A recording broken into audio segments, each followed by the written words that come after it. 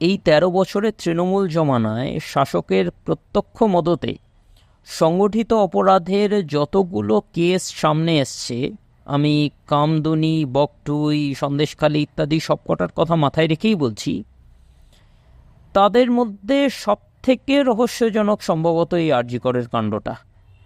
কারণ অন্যান্য ঘটনাগুলো ঘটার কিছুদিন পরেই যারা একটু কি বলবো, যারা ইনসাইডার বা যারা কানেক্টেড হওয়ার কারণে, ওয়েল কানেক্টেড হওয়ার কারণে কিছুটা ভেতরের খবর টবর পেয়ে যান, তারা কিন্তু মোটামুটি বুঝতে পেরে গিয়েছিলেন যে কি হয়েছে, কারা পেছনে রয়েছে ইত্যাদি ইত্যাদি। কিন্তু এক্ষেত্রে অদ্ভুতভাবে সেসব কিছু বোঝা যাচ্ছে না। আর বাই দ্য ওয়ে, অন্যান্য ক্ষেত্রগুলোতে মিডিয়ার পক্ষ থেকেও দেখছিলাম যে ইনভেস্টিগেটিভ জার্নালিজমের কিছু নমুনা পাওয়া গিয়েছিল ওই সমস্ত ইনসিডেন্টগুলোতে। এক্ষেত্রে ব্যাপারটা পুরো উল্টো। এতদিন হয়ে গেছে জিনিসটা ঘটেছে, কিন্তু এখনও কিন্তু ধোঁয়াশা বিন্দুমাত্র কাটেনি, এবং অপরাধী হিসেবে যাকে গ্রেফতার করা হয়েছে সে আদৌ ওই ঘটনার সঙ্গে যুক্ত কিনা সে বিষয়ে সন্দেহের যথেষ্ট অবকাশ রয়েছে।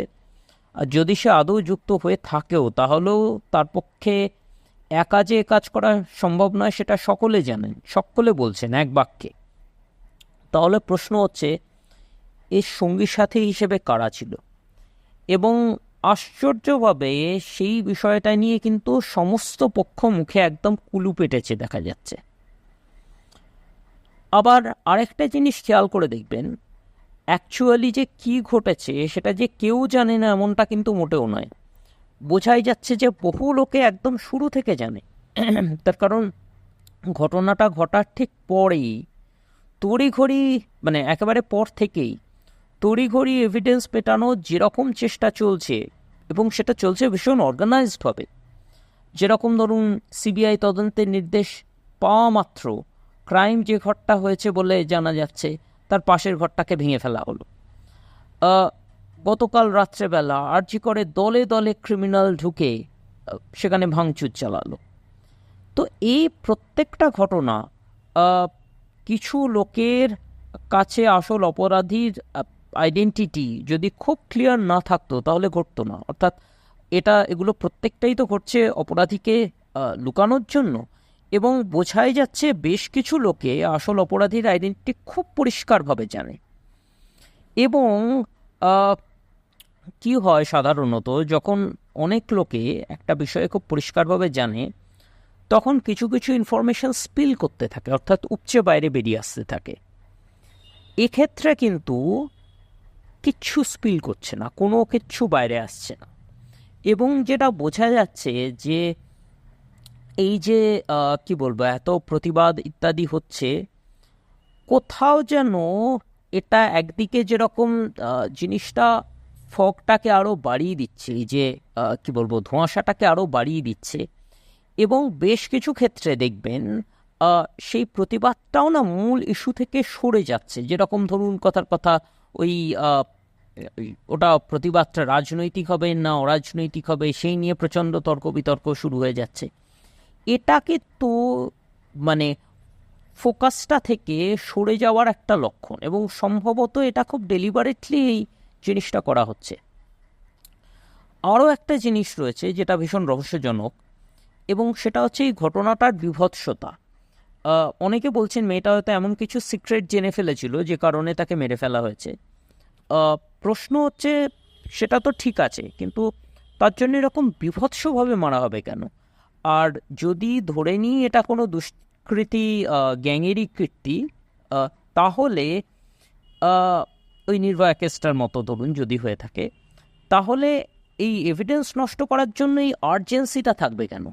এই ধরুন, যদি এরকমটাও হয় যে এই দুষ্কৃতীরা, সাপোজ এটা কোনো দুষ্কৃতী গ্যাংয়ের কীর্তি এবং সেই দুষ্কৃতীরা শাসক দলের খুব ক্লোজ, তাহলেও কিন্তু এই লেভেলের অর্গানাইজডভাবে ইয়েটাকে মেটানোর চেষ্টা, এভিডেন্স মেটানোর চেষ্টা, এবং এই লেভেলের আর্জেন্সি থাকতো না।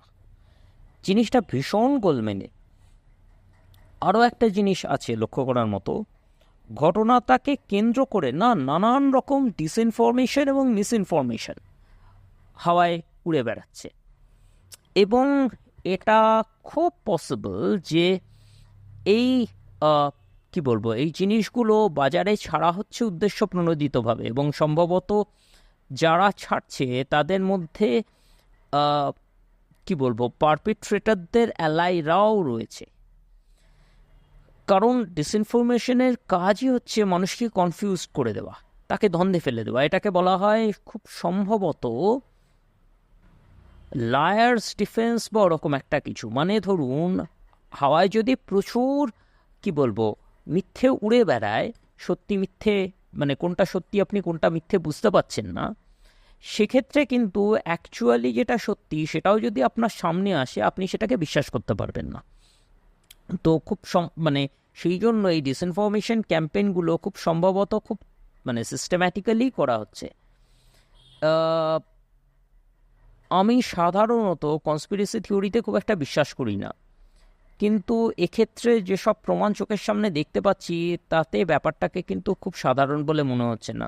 ঘটনাটা যদি সত্যি সত্যি চাপা দিতে সক্ষম হয়, যেটা খুব সম্ভবত হবে, তাহলে তো আলাদা কথা, কিছু করার নেই। কিন্তু মানে এটা হাইপোথেটিক্যালি ধরে নিই, যদি ঘটনাটা চাপা দিতে সক্ষম না হয়, তাহলে খুব সম্ভবত খুব মানে কি বলবো অস্বাভাবিক রকমের পাওয়ারফুল, অস্বাভাবিক রকমের ইম্পর্ট্যান্ট কিছু লোকজনকে আমরা এর সাথে জড়িত থাকতে দেখতে পাবো।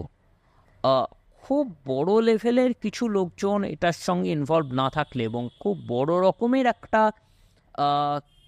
ষড়যন্ত্রের দিকে যদি এটা অঙ্গুলি নির্দেশ না করে, তাহলে ঘটনাগুলো এরকম ঘটতো না।